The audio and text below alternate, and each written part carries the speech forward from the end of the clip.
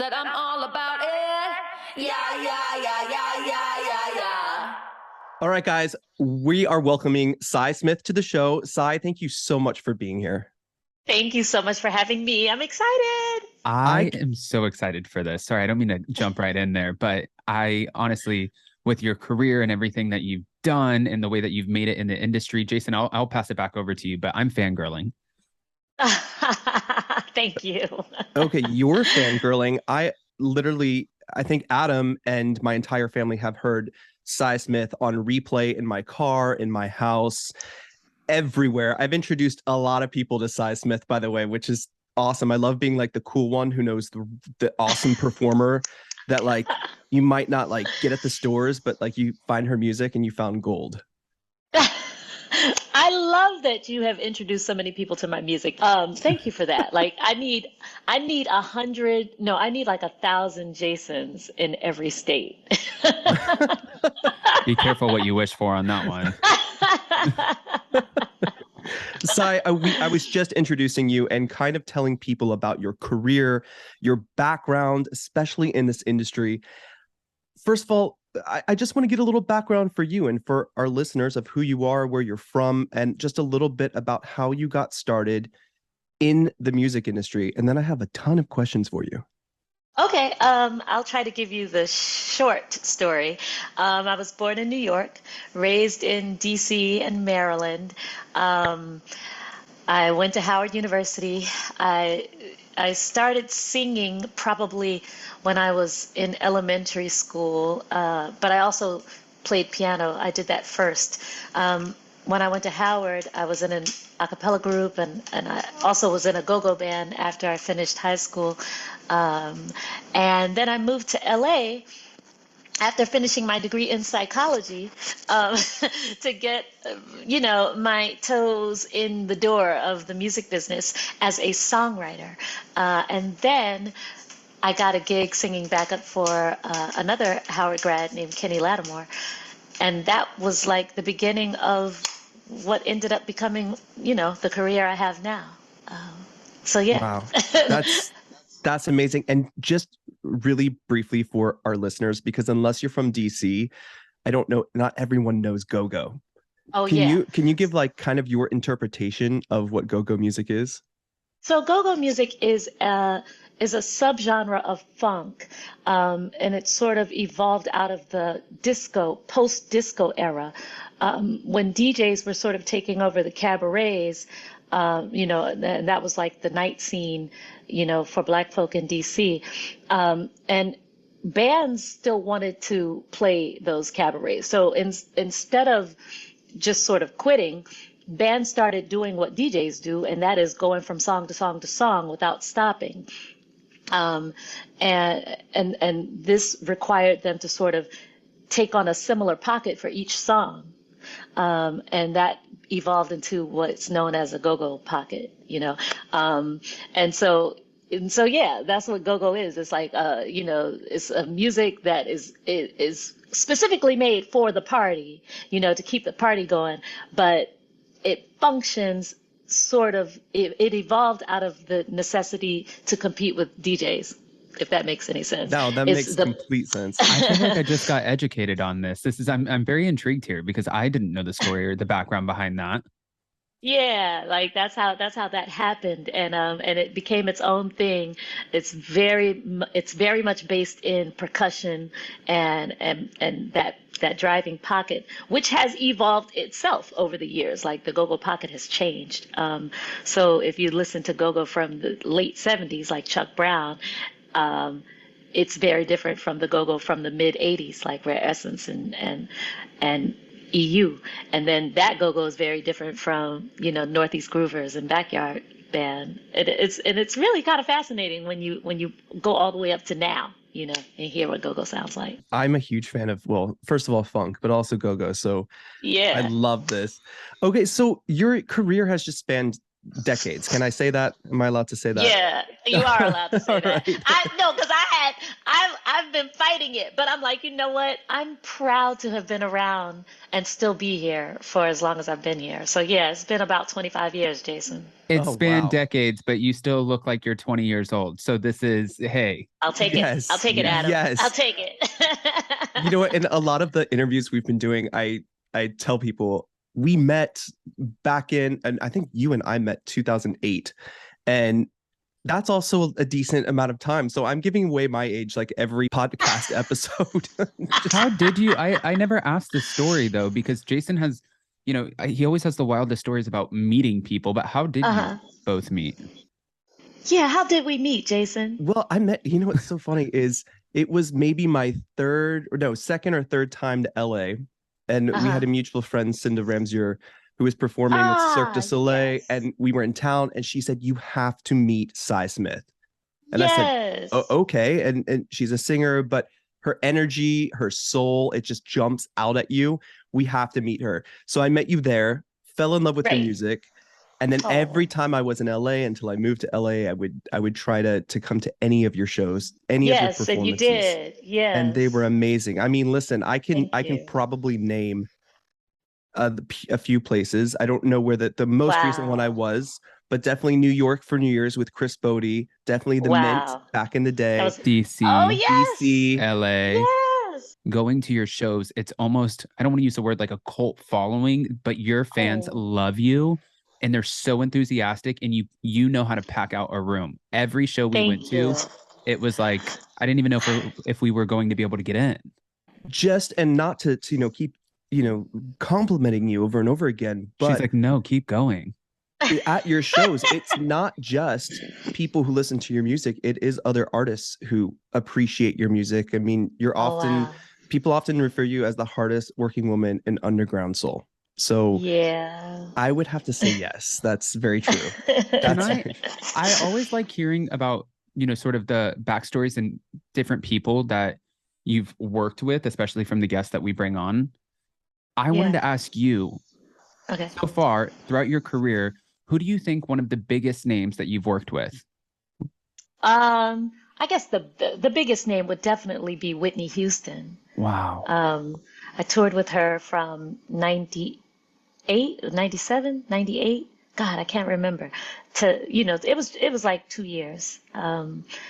Starting with the classic Whitney gig, which was my first show with her, which was live on HBO, filmed from Constitution Hall in my hometown of DC. So that was crazy. wow.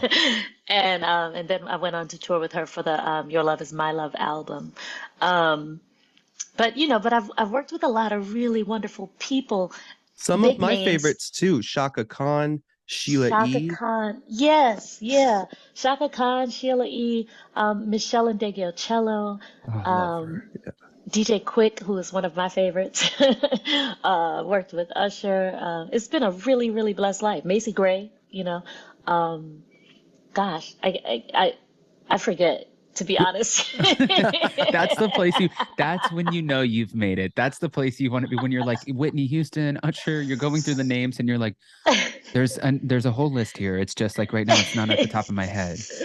It's been a blessed life, and it continues to be. So I'm really, I never stop loving it. Like I always get just excited to go on stage as I was, in 98. Like it's just as exciting for me. I'm currently touring with Chris Botti as a featured vocalist, and that's, that's a lot of fun too. Like it's been good. It's been crazy, but it's been good. For anyone who's listening, or maybe even me as well, I'm going to put myself in the same category, but for people who are listening, why would an artist choose to, Jason, you called it underground?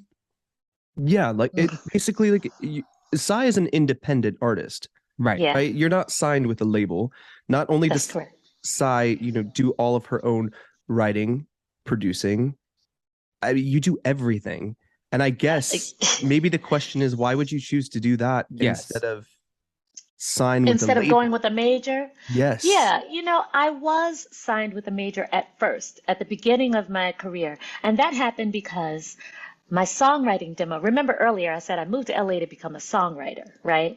My songwriting demo felt like an artist demo to everybody who heard it. So as I was going to different publishers seeking a publishing deal, they kept saying, well, she should get a record deal because most songwriters' catalogs don't necessarily feature them singing all the songs that they write. They usually have a demo person singing their songs. But because I'm a singer, I just sang all my own songs. And some of them were kind of quirky and just, people just didn't quite understand what I was trying to do. So I ended up just getting a record deal because I was like, well, F it. That's the only way I'm going to be able to get these songs out, So I signed with a label and it just didn't work out, like they signed me based on what the songs were. And they loved them. But then when it was time to put those same songs out, they wanted me to sort of, how do you say it? They wanted me to downplay the blackness of it all, And it was really just one of those situations where I was like, well, the lyrics haven't changed from when, you signed me. These are the exact same songs.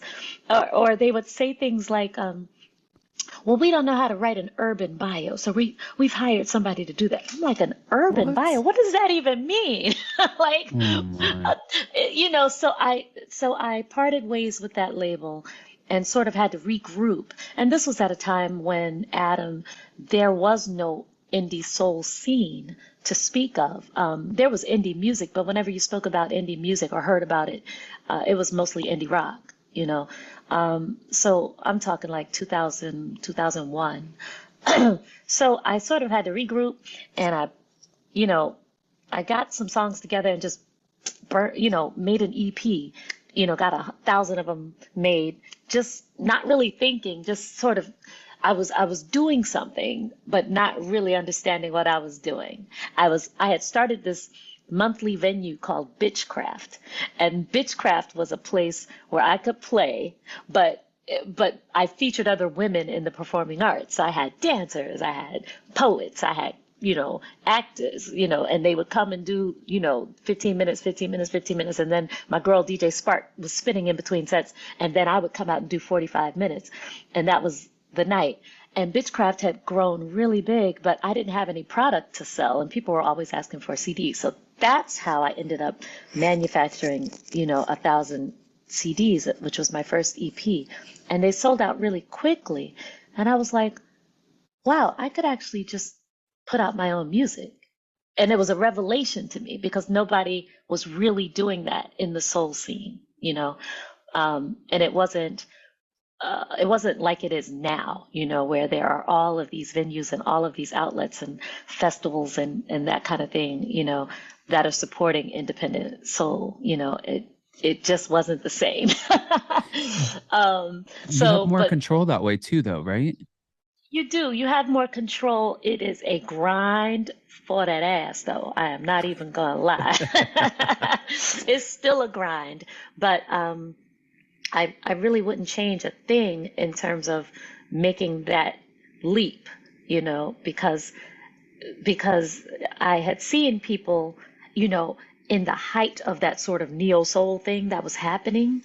I'd seen a lot of artists come and go and never come back, and I feel like I made it through that with a career that still stands. So I'm just happy to still be here and still do things the way I like doing them, I love that. You're like, if you're not going to give me exactly what I want, I'm going to pave my own way and make it happen for myself. But with the same sort of disclaimer at the bottom, like for anyone who's listening who wants to do something similar, you have to work your ass off.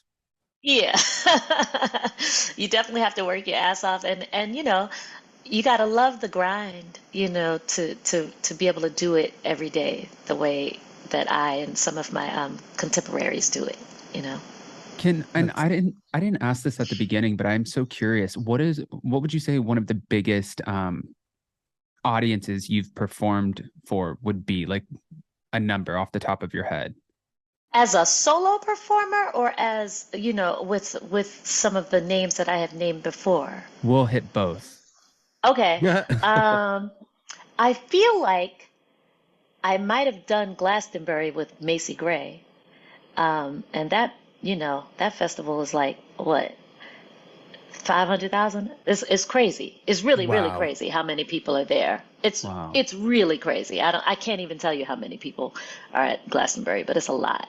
Um, as a solo performer, I've never thought about this. I don't know.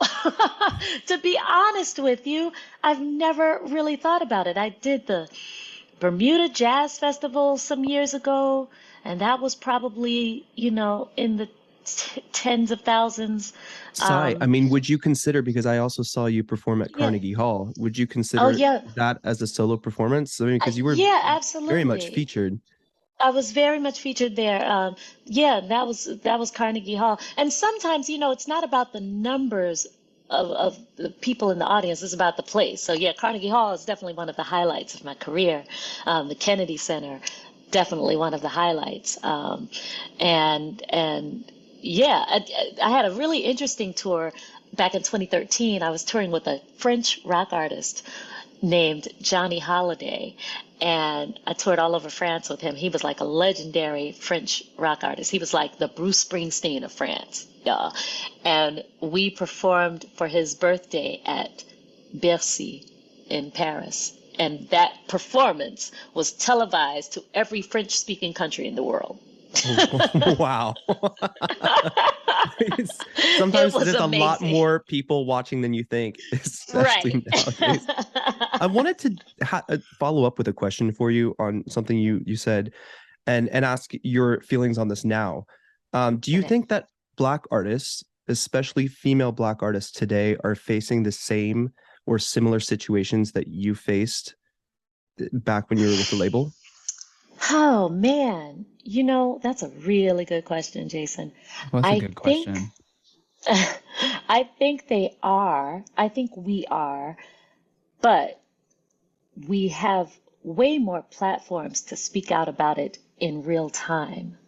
And that has changed the game, because what used to be, something that was like the situation I just spoke of about, we had to hire somebody to write an urban bio. There was no place for me to vent about that, you know, where the public could respond in kind, But now the girls have a place to talk, Oh, if you took and that to social media now, a label would be canceled. They would be outdone, exactly, and they would be like, exactly, "Let's push up some Psy Smith out here." exactly. So I think now, what has happened is, you know, the labels sort of think twice before, being goofy. And that doesn't stop all the goofiness at all, but it reduces it a lot, so that Black female artists have chances to do things now that they didn't really have 20 years ago. So it's a good thing. There's still a lot of work to be done. Still a lot of seats at the table that need to be filled. But it's definitely different. Do you Yeah. have any mainstream, like, I don't want to say mainstream, but people who are signed by major labels who you would see? And I know that this is a totally different world, right? But like the ones that people who just turn on their iHeartRadio Top 100, or they're talking about the VMAs and some of these performers. Do you have any women in the business today that are either up and coming or just big names that you would want to work with if the opportunity came up? There's a British rapper named Little Sims. I don't know if she's on you guys' radar, but I love her.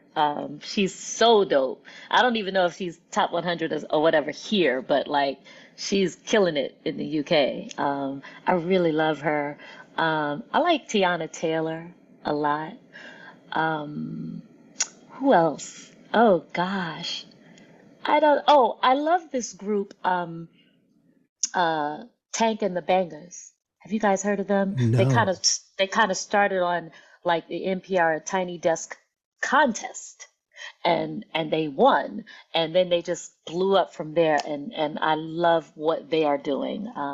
Tank, the leader of that band, she's really something special, and I love her. So am I naming people who are mainstream? I don't know. I It think that doesn't have to be. I think you're kind of opening the door for people to hear their names on the, let's say, the podcast or somewhere else, because I'm going to check all of them out, because I don't think Okay, your yes. recommendations would be balanced. I would love to hear what you think about Little Sims. She's so dope to me. I love that. Now, Sai, I wanted to ask you, you've put out, is it 5 full albums? That's right. Or would it be 6 That's with your right. Christmas albums? Oh, well, that's like an EP. So Oh, okay. I would say Okay. 5 albums and like 3 EPs or so, something Well, like that. everyone can check out Sai's music at psysmith.com. Of course, Thank everywhere you. else, Apple Music, Spotify, pretty much everywhere. But you're out of all of the 5 albums, Psycho Soul, the Cyberspace Social, Conflict, which is my personal favorite, Fast and Furious, and of course the latest one, Sometimes a Rose Will Grow in Concrete. What is your favorite album out of those 5? This is probably more of a personal question, because I don't know if everyone has heard all of your albums, but Right. as a project, what has meant the most to you? Oh my gosh.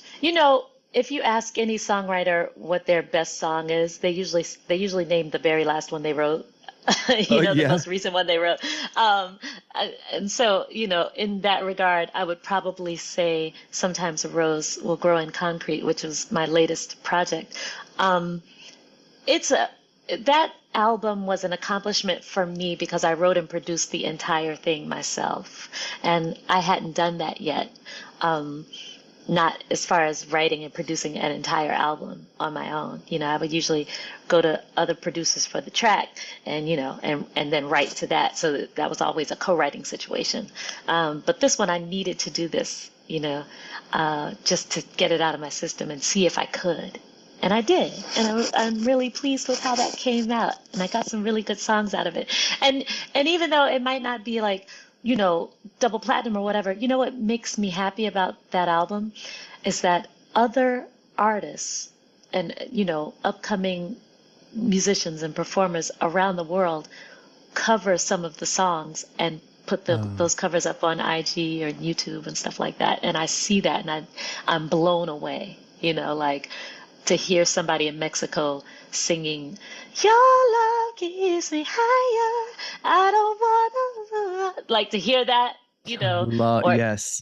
it's amazing. It's the highest form of compliment, and I'm just, I'm blown away by that. I felt like that album was just a little more personal to you, like you just kind of said. You included your dad in it and listening to some of his stories, and I just thought it was such a personal tale of like everything of love, life, and laughter, because there's a lot of laughter in there.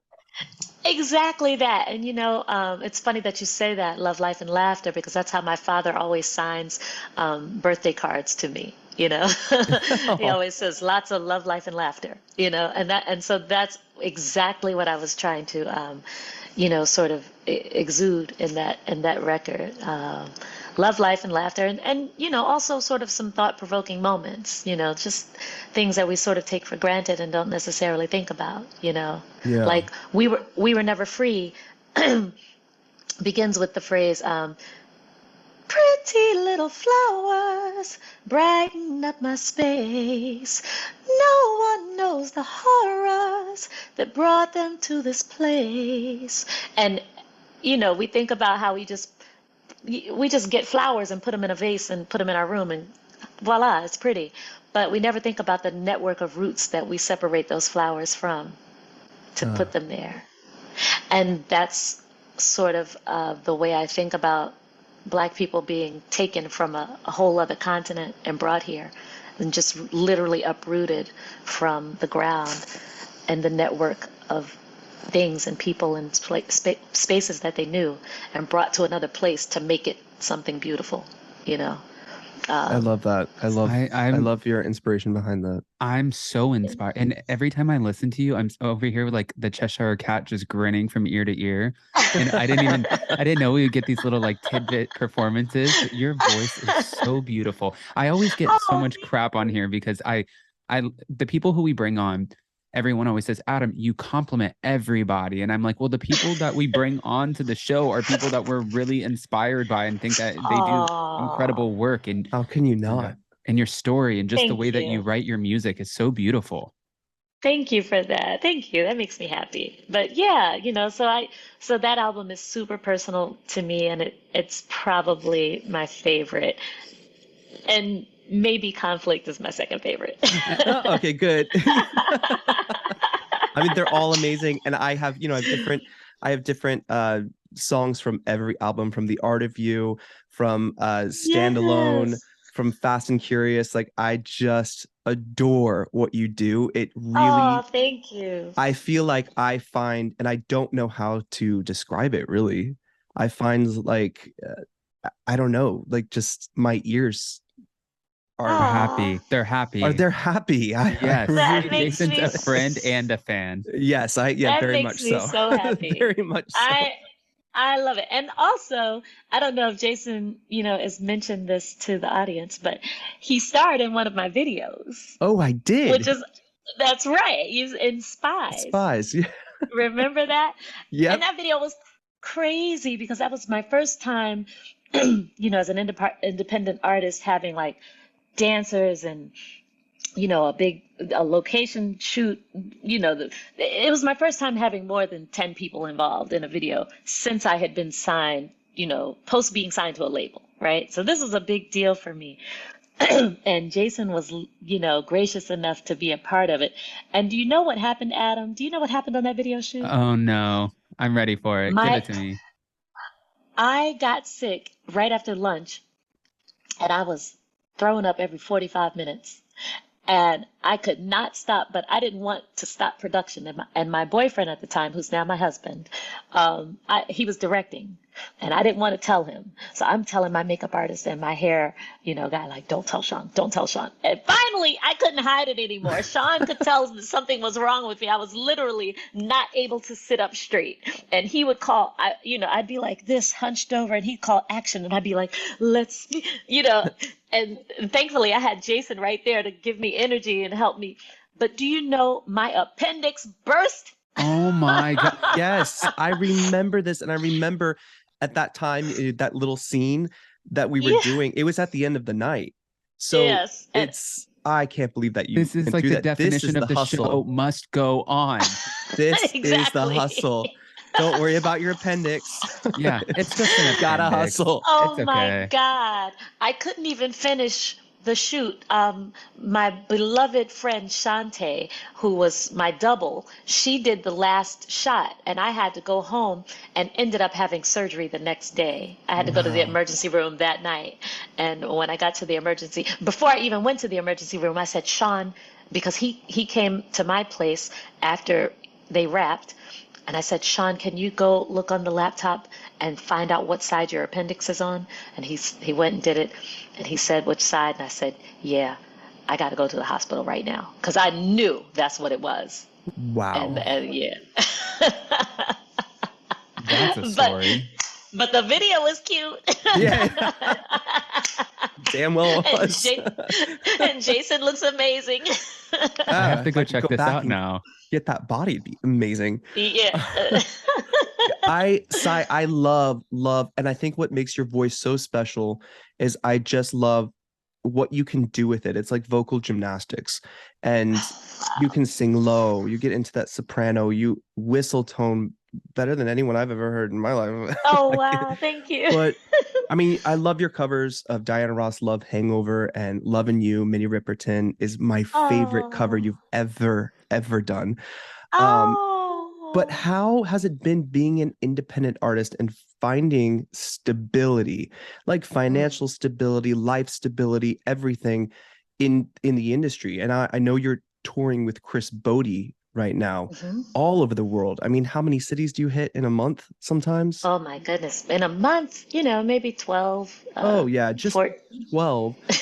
Is this the because you've been touring with him for a long time, right?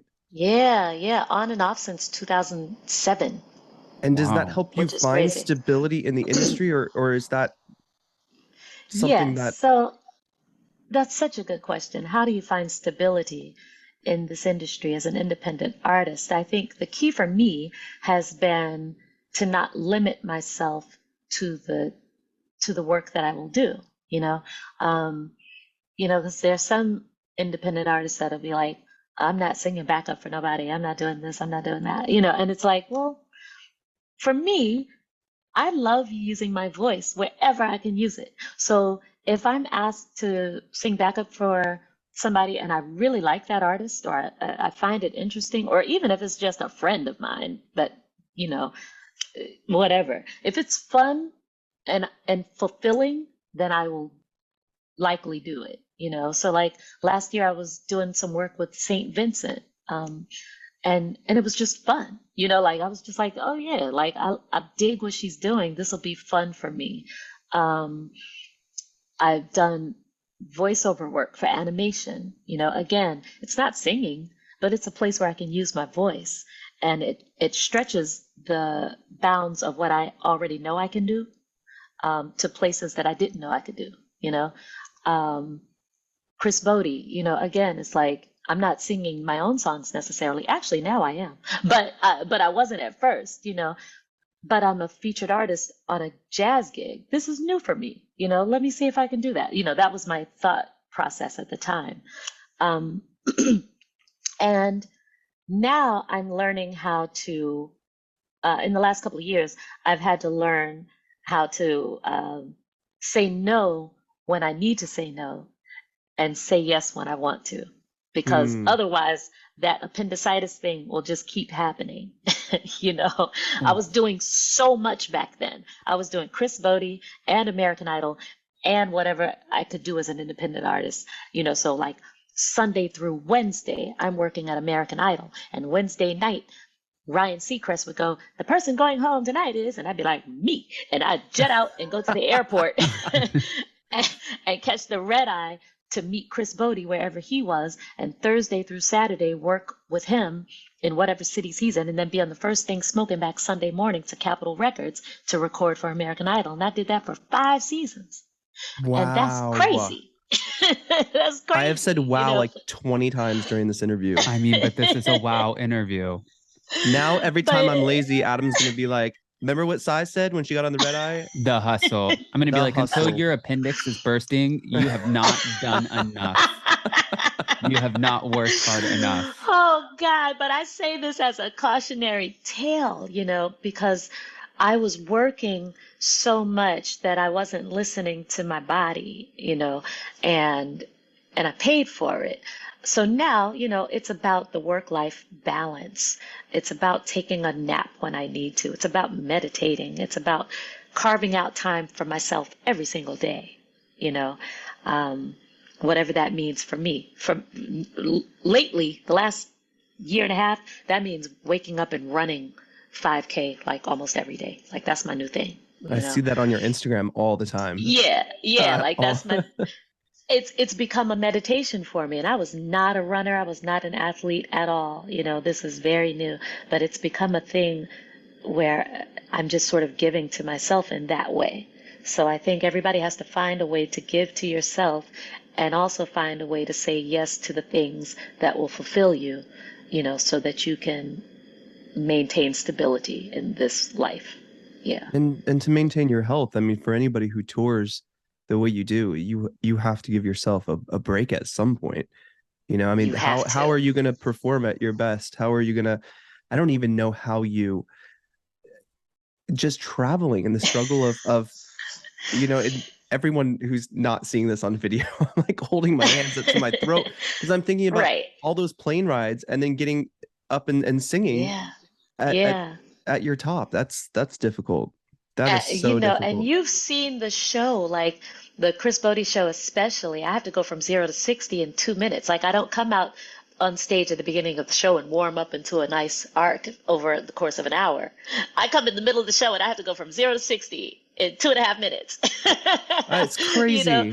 It's crazy. So, I have to, I'm backstage doing jumping jacks and push-ups in my gown and heels, doing all the things to warm up vocally and physically. And then I go home or go back to my hotel room and don't talk for 12 hours, like especially when we do the Blue Note residency, he does 28 nights in a row, 2 shows a night.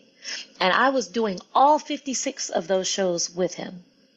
And again, this is, in the last couple of years, I've had to learn how to say, you know what, I can't do all 56 shows. That's killing me, but I can do 2 weeks, 28 nights. 14 nights, so that's 28 shows. It still sounds crazy, 28 shows in a row with no break, but I know that that's something I can manage, and still be well, at the end of it. And on top of that, because the Blue Note is such a special performance down in Manhattan, and it's I think I've been maybe twice, but then right after on New Year's, I don't know if you're doing it this year, you do your own show.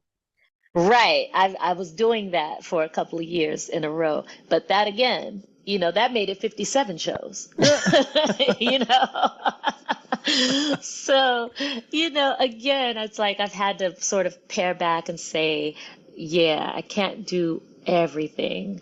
And if that means some people will be a little disappointed, I'm sorry, but you know who's going to be okay with it? Me.